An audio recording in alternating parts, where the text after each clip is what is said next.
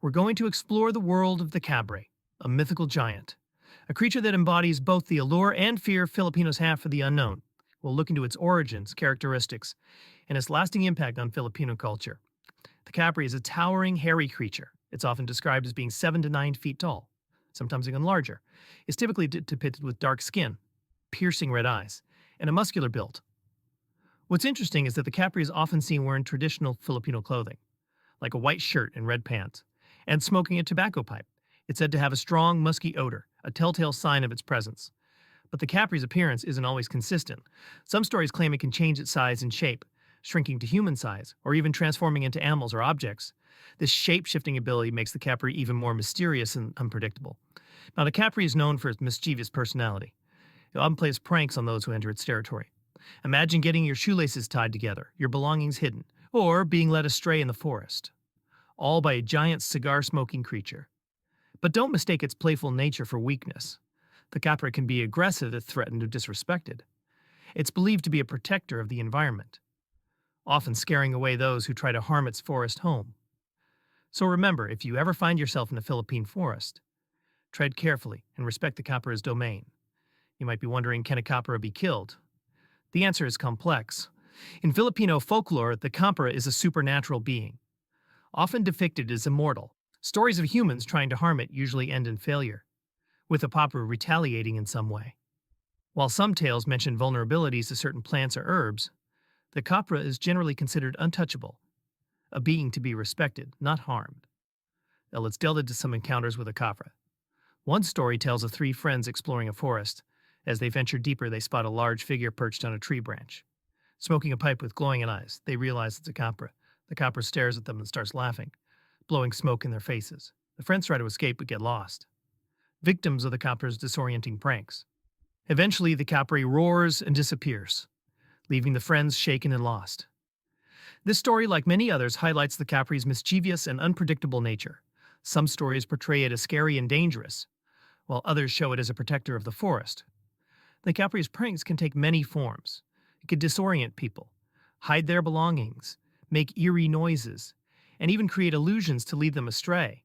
This trickster element adds complexity to the Kapre, making it more than just a fearsome giant. It plays with the boundaries of reality, challenging those who cross its path. But there's more to the Kapre than meets the eye. While typically depicted as male, some stories suggest it can also appear as female.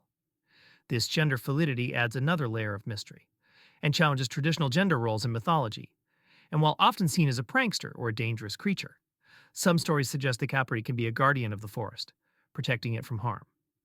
This resonates with the importance of environmental conservation in Filipino culture, reminding us of the delicate balance between humans and nature. The Kapre's association with tobacco is another intriguing aspect. Some scholars believe it might be a metaphor for indigenous peoples' relationship with nature. This connection adds a layer of symbolism, suggesting a deeper meaning behind the Kapre's actions. It's also worth noting that the Kapre's appearance can vary across different regions of the Philippines. While the tall, dark, hairy figure with glowing eyes is the most common depiction, some stories describe it with wings or horns. This shows how folklore evolves and adapts as it's passed down through generations and across communities. Now let's focus on a particular Kapre and its story. This Kapre lived in ancient trees, its massive fingers the color of heavy coffee, its eyes shone like twin moons, and its mouth was the redness of withered sandan. It moved through the mountains, finding comfort in the strength of bamboo and the twisted branches. From its perch it observed other creatures, like the aswan, a witch-like creature, and the tikbalan, a half-man, half-horse creature. They shared the forests of San Lorenzo, not by choice, but out of necessity. As humanity expanded, their options dwindled. Villages grew and fewer humans wandered alone. The aswang and the tikbalang retreated into their traditional ways, preying on the unlucky.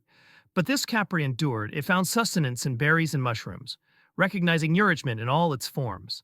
While the other creatures clung to their old ways, this Kapre adapted, surviving in the changing world. One day, a lone house with a candle burning inside caught its attention. Curiosity and hunger drew the Kapre closer. The memories of houses flooded back, the timber walls, the thatched ceilings, the smooth glass. The window was open, and the room was empty. At the corner, the Kapre noticed something small and trembling, smelling of cotton and milk, a baby. It approached expecting an easy meal. Unlike other humans, the baby showed no fear. She looked up at the Kapre with wide brown eyes, neither crying nor laughing. She simply observed him with a quiet scrutiny. It would be an easy meal. The Kapre unfurled its claws, preparing to feast, but then the baby smiled, and the Kapre hesitated. She reached out a tiny hand, no match for the Capri's claws. Her fingers clasped around one of his. Looking at the fragile child, the Kapre saw everything she was and could become. He saw her future, a young girl, a beautiful lady, an old woman. All at once he knew her fate, that she would one day die. Something stirred within him. A rough thumb pressed against the baby's wrist. When the mother returned, the Kapre was gone. The baby slept peacefully in her cradle. The Kapre watched her grow. He saw her take her first steps, laugh, swim, and learn the ways of her elders. One day she sensed his presence. "Who's there?" she asked. The Kapre could hide, but he knew it would frighten her. He emerged slowly from the trees, towering over her. "Do not be afraid," he said, his voice deep and guttural. The girl stood frozen. "Do not be afraid," he repeated, lowering himself to the ground and crossing his legs to appear less threatening. "Do not be afraid." Cautiously, the girl approached, holding a small stick. The Kapre bowed his head. "I know you," she said slowly. "I've seen you before." "Yes," the Kapre replied. The girl lowered her stick. "I'm not afraid," she said, her voice filled with wonder and confusion. "I don't know why, but I'm not afraid." "I would not harm you," the Kapre said.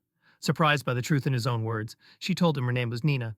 Her family had moved back to San Lorenzo after a fire destroyed their home in Manoa. Her father's dream of working abroad had failed, and her mother worked as a maid. Their neighbor's house caught fire, Nina said. The fire spread until it burned their roof down, too. The Kapre understood the fear of fire. They became friends. He was her companion in the woods, sharing his secret stashes of food. Sometimes she took these treasures home, but often they shared them together in the forest. He protected her from the dangers of the forest. When 19, there were worse things lurking than him. Sometimes they played games. "Let's play house," she would say. And the Kapre would awkwardly sit at a small wooden table, his clawed hands holding paper dolls and imaginary teacups. "Let's climb a tree," she would say next, and he would carry her on his back. Climbing from branch to branch as she laughed. "Let's pretend you're a carabao. Let's go for a swim. Let's build a castle." He would do anything she asked.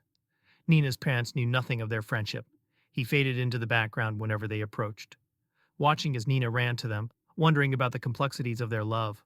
But Nina was his paper doll, carefully protected and adored. Her tiny fingers clasped tightly around his rough ones, felt gentle as feather. The other creatures of the forest watched their friendship grow, some with amusement, others with envy. "I shall eat her one day," the Tikbalan declared, his red eyes fixed on Nina's house. "No," the Kapre said, standing firm against the Tikbalan's threats. "Swear you will not harm her," he demanded. The Tikbalan, driven by hunger, attacked with the fury of a storm, but the Kapre, immovable as a mountain, withstood each blow. "Why do you spare her?" the Tikbalan roared, its voice filled with frustration. "She is food." "No," the Kapre repeated, his grip unyielding. "Swear to me, you have betrayed us. Swear to me, she is food, she is mine."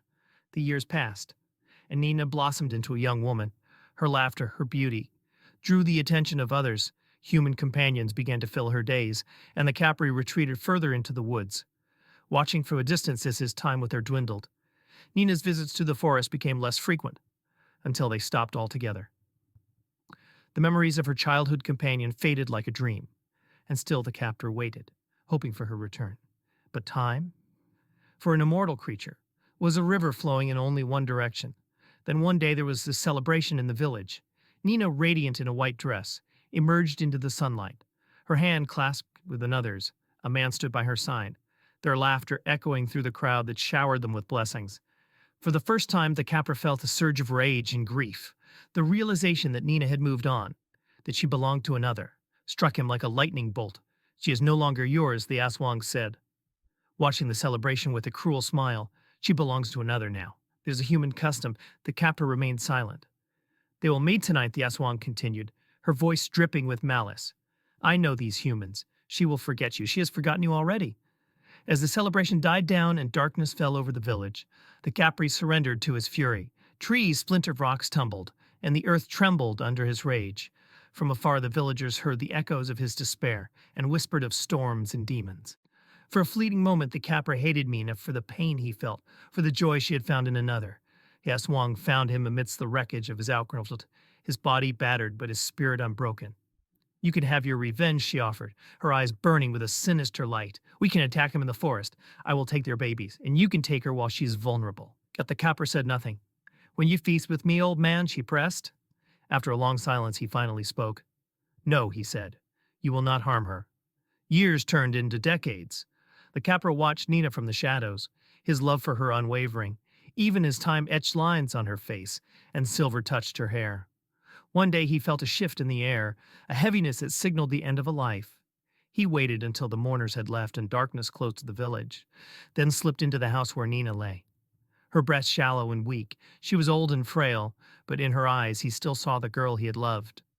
She opened her eyes and saw him, her face devoid of fear or surprise. Hello, she whispered. The Kapre crouched beside her bed. His words got in his throat. I remember you, she said, her voice weak but clear.